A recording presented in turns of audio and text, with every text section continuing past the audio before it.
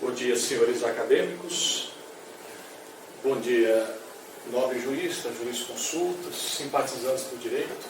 Que Deus esteja em nosso meio, nos dê muita paz, inspiração e a vocês. Um bom conteúdo de direito civil no âmbito do direito das coisas. Nós vamos falar hoje um pouco sobre a propriedade, o direito de propriedade. E é claro, fazendo uma abordagem, uma inserção inicial de como é que está isso hoje na sociedade brasileira. A figura que vamos encontrar hoje na sociedade brasileira, nesse universo, nesse contexto do direito das coisas, exatamente focando no direito de propriedade, é de encontrar inúmeros aglomerados de pessoas às margens das rodovias brasileiras, e que carregam o título de sem terras. Essas pessoas estão ali explorando, especulando, na maioria delas ostentando uma bandeira partidária. Mas é claro que também isso está acontecendo porque o Estado brasileiro não cumpre o seu dever, a sua obrigação de desapropriação de extensos e vastos latifúndios agrícolas, para uma vez desapropriado com justa e prévia indenização, fazer o assentamento das famílias que realmente necessitam de um local para moradia, trabalho, enfim, dignidade da pessoa humana, cumprindo a função social que a propriedade deverá cumprir, segundo o nosso artigo 5º da Constituição Federal, nos seus incisos 22 e 23. Porque o direito de propriedade, ele é assegurado na nossa Constituição Federal como cláusula pétrea, algo que não pode ser tocado, que não pode ser alterado, a não ser por uma nova Constituição ou nova forma de governo, uma revolução de governo. Então nós vamos encontrar isso lá no artigo 5º da Constituição Federal, inciso 22, dizendo: é assegurado o direito de propriedade. Mas logo em seguida, no inciso 23, nos afirma, nos admoesta de que essa propriedade deverá cumprir a sua função social. O que é estabelecer ou ver, cumprir numa propriedade a sua função social? Que essa propriedade esteja gerando oportunidade de trabalho, de moradia, que ali nós tenhamos trabalho de caráter econômico e social, que ali esteja resguardando a dignidade da pessoa e, de modo especial, que esteja impulsionando o desenvolvimento do Estado, pelos trabalhos que estão gerados, pela economia do Estado também, que colhe algum benefício dessa função social. Mas nós sabemos que muitas propriedades no Brasil são extensos latifúndios, extensas propriedades improdutivas, que não geram trabalho, e, aliás, que boa parte delas estão sendo utilizadas para o plantio de plantas psicotrópicas, maconha, cocaína, e outras tantas do gênero. E que nessas condições já deveria ter, ou serem submetidas à intervenção do poder público pela desapropriação, que está prevista na Constituição Federal, toda vez que houver o interesse, a necessidade e utilidade pública, o interesse social, a utilidade necessária, são os três critérios, o poder público poderá fazer a desapropriação com justa e prévia indenização. É claro que observamos que essa prévia indenização não chega para todos, porque a própria Constituição possibilita o resgate do pagamento em 20 anos com títulos da dívida pública ou o título da dívida agrária, TDA e TDP. E por isso muitas pessoas utilizam esses títulos para oferecerem como embargos em algumas execuções da União a título de compensação. De modo que esta é a figura que vamos encontrar, esse universo do direito da propriedade, aí com diversas pessoas especulando, o sem terra às margens da rodovia brasileira, porque é uma omissão nítida do poder público, que não faz, por meio do INCRA, as desapropriações dos assentamentos, as pessoas efetivamente necessitadas disso. Se a gente analisa no contexto evolutivo histórico do direito de propriedade, e uma das nossas bases, é claro, é Roma. Roma que nos trouxe o Corpus Juris Civilis de Justiniano em 326 d.C. E a base do nosso Código Civil, toda ela vem de lá. E lá em Roma, o direito de propriedade tinha esse caráter privatístico, absoluto e limitado.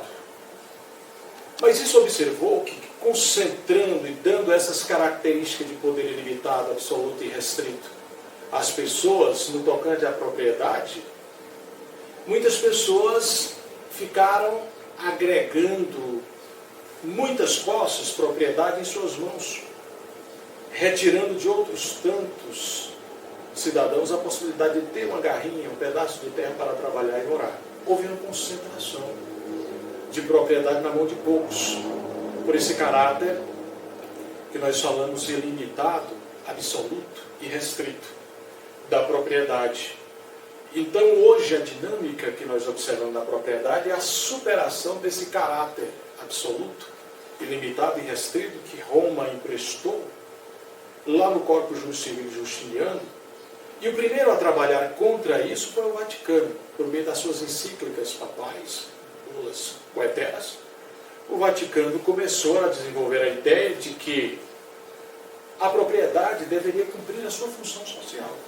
Sim, e para cumprir a sua função social, é claro, precisava de fugir dessas características iniciais que tínhamos de caráter ilimitado, absoluto e restrito. Então o Vaticano começa a defender essa ideia da propriedade cumprir a sua função para que as propriedades não estivessem concentradas na mão de poucos e cumprindo essa função social, que significa os donos de extensas propriedades tinham que gerar trabalho, moradia, realizar ali ações sociais e econômicas que iriam ajudar o desenvolvimento do país, na sua economia, trazer dignidade às pessoas, isso é cumprir a função social. E se não o fizesse, haveria intervenção do poder público, restringindo e limitando o direito dessa propriedade por meio de desapropriação, por meio de requisição administrativa, declaração de bem vago e até confisco. Esses são os mecanismos que o Estado brasileiro tem hoje para restringir e limitar esse direito de propriedade. Mas os senhores observam que mesmo o novo Código de Processo Civil também traz sérias restrições ou limitações ao exercício do direito de propriedade. Porque as pessoas hoje deverão exercer o direito de propriedade em plena sintonia com o meio ambiente. Ou seja, respeitando a fauna, a flora, os recursos hídricos, paisagísticos, naturais. Ninguém vai poder usar a sua propriedade agora e fazer dela o que bem quer para contrariar, desrespeitar o meio ambiente, a fauna, a flora. Isso não é permissível mais. E esse exercício do poder de propriedade também ele faz sintonia às regras do Código das Águas, o Código Florestal, todos eles em sintonia com essa ideia de se proteger o meio ambiente. Muitas pessoas às vezes têm uma propriedade, e lá nessa propriedade tem um capãozinho de terra, uma mata fechada de madeiras em extinção como peroba, aroeira, pau-brasil, e isso não pertence mais a elas, segundo o novo Código Florestal. Isso é propriedade, é de propriedade da humanidade. Garantia a ser feita pela humanidade para que essas árvores e extinções não se percam, não deixem de existir.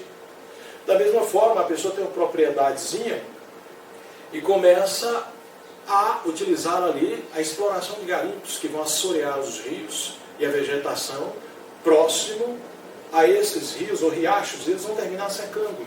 Nós estamos observando muito bem. E é um impedimento legal.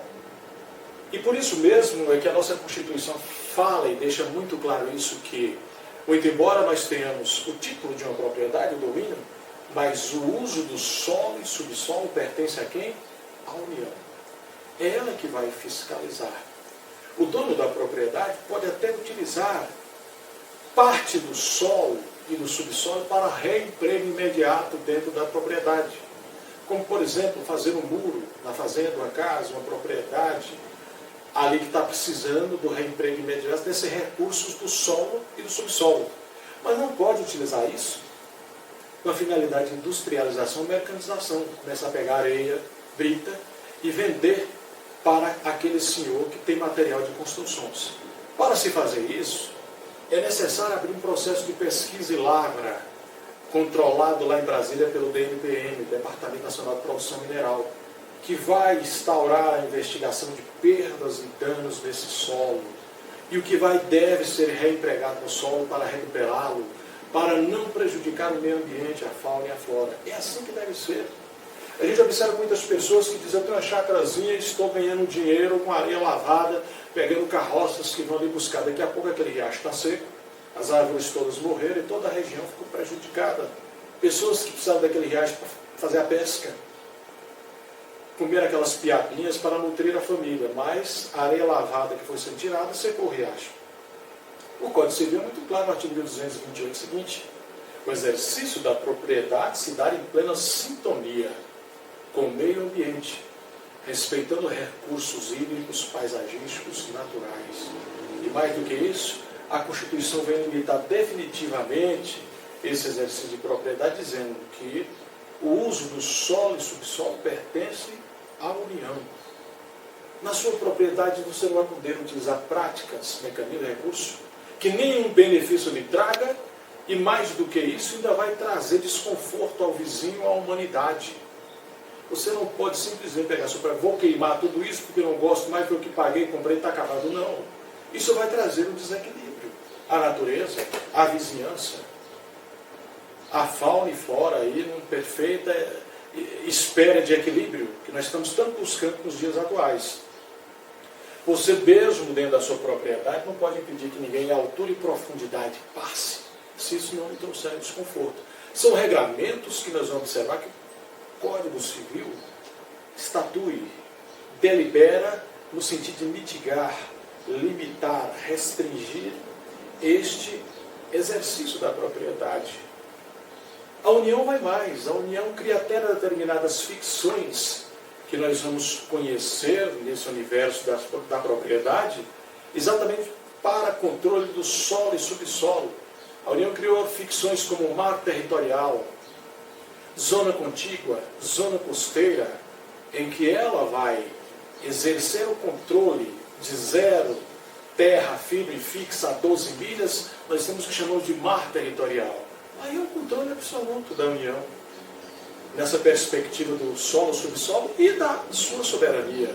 De 12 a 24 milhas nós vamos encontrar a zona contígua, em que a fiscalização aduaneira será pela Polícia da Marinha brasileira.